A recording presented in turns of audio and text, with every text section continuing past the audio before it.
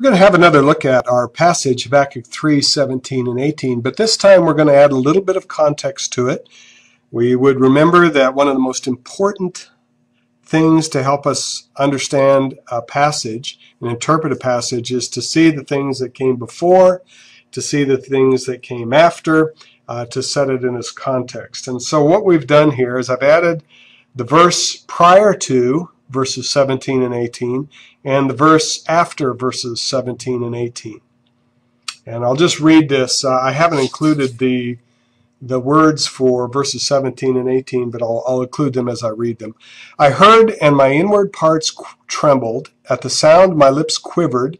Decay enters my bones, and in my place I tremble, because I must wait patiently for the day of distress, for the people to arise who will invade us. And then we have our verses, though the fig tree should not blossom, and there be no fruit on the vines, though the yield of the olive should fail, and the fields produce no food, though the flock should be cut off from the fold, and there be no cattle in the stalls, yet I will exult in the Lord, I will rejoice in the God of my salvation.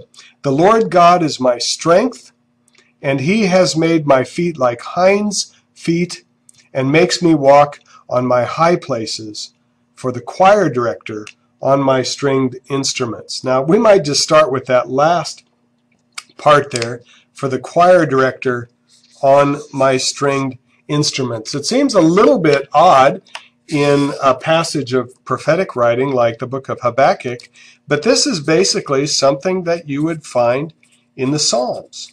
So what this tells us is the type of literature that this passage is it's poetry. It's something like the Psalms. It may even be a prayer. Okay? That's kind of an interesting observation, but we find that at the beginning of many of the Psalms in the book of Psalms. All right, well, let's look at verse 16 then, because 16 is going to help us out quite a bit.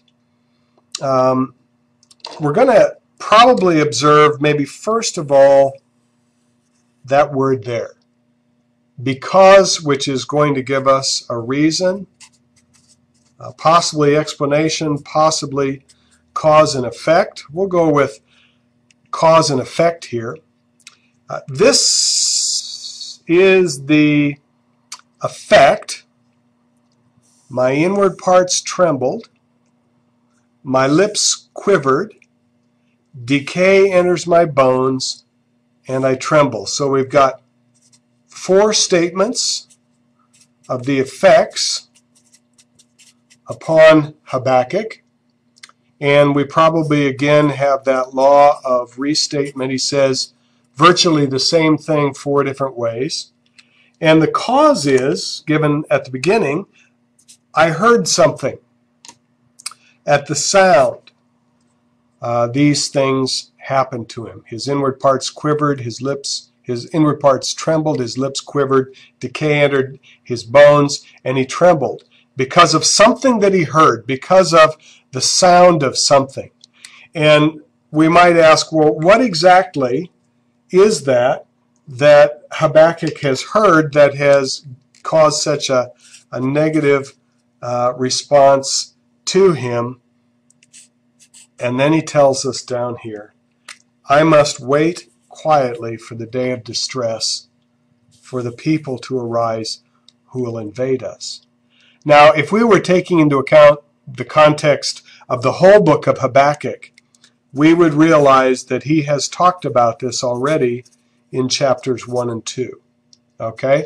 So I've just given you the paragraph of which those two verses 17 and 18 are a part. That's part of the context. If we're really going to do justice to this passage and interpret it well, we need to expand our context to the whole book of Habakkuk. And what we've discovered is that there is a coming day of distress upon Habakkuk and the people of Judah. There is a people who is coming who is going to invade them. And so what that tells us, if we go back to our original observation sheet, these things, the fig tree not blossoming, no fruit on the vines, the yield of the olive failing, the fields producing no food, the flocks being cut off, no cattle in the stalls, those things may be very literal. Because if they're invaded by a foreign army, and we see earlier it's the army of the Chaldeans, the Babylonians, those things probably will happen. There won't be any food. There won't be any crops. There won't be any animals for them. Okay? So this gives us quite a bit of help in understanding exactly what Habakkuk is talking about. So we'll look at the verse that comes after it then.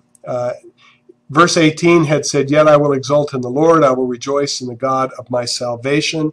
Something we could highlight that we didn't before is how God is referred to here. It's referred to as the Lord God. In this case, we've got God in capital letters, and we've got Lord in lowercase letters. In the previous sheet, we had the Lord in capital letters, we had God in lowercase. Whenever we see L-O-R-D in capitals, that's a translation, a way of writing the name Yahweh. In deference to the Jewish people who don't use that word, literally the Hebrew text here is Yahweh. And God is Elohim. And then here we have God in capitals again. That's actually Yahweh, because the word Lord is the word Lord. It's not Yahweh. So we've really got Lord Yahweh is my strength. And so he says several things about God. He says he is my strength. He has made my feet like hinds' feet. He makes me to walk on my high places. Probably then we have a question, what in the world is this talking about? What is a hind? What are hinds' feet? How do hinds' feet help me to walk on my high places? We'll leave that though, but you'd need to look that up in a concordance to see what a hind is, maybe a Bible encyclopedia or dictionary, maybe a commentary, and that will give us some help there. But he's comparing God. Again, this is poetry, so he's comparing God to some kind of an animal. And then our job is to figure out, well, how is God like this animal? What's the point of the comparison?